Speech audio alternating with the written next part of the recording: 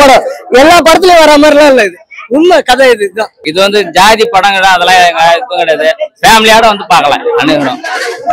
அதுக்கு சுரேஷ் நல்லா நடிச்சிருக்காரு சூப்பரா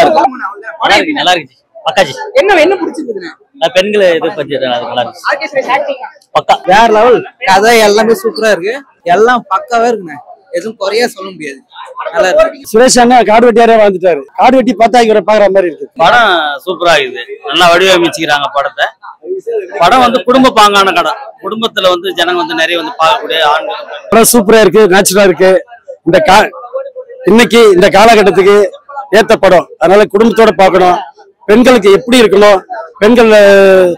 ஒரு சமூகத்தை சார்ந்த பெண்களுக்கு மட்டும் இந்த குடும்பம் நடந்துக்குது அதை வந்து பெண்கள் எப்படி நடந்துக்கணும்னு சொல்லிட்டு இது பார்க்க வேண்டிய படம் பேரு காடு வெட்டின்னு வச்சதுனால சில பேர் வந்து ஜாதி மதம் இருக்கும்னு நினைக்கிறாங்க ஆனா ஜாதி மதம் பத்தி எதுவும் கிடையாது காடு வெட்டியார் பத்தியும் எதுவும் கிடையாது ஆனா ஜென்ரலான கதை பொதுவான கதை எங்க தவறு நடந்தாலும் தட்டி கேட்கக்கூடிய ஒரு நபரா வந்து இந்த ஹீரோ இருக்கிற மாதிரியான பிடிச்ச விஷயம் அதான் பெண்கள் வந்து ஏமாறக்கூடாது காதல்லாம் என்ன அப்படின்னு தெரிஞ்சு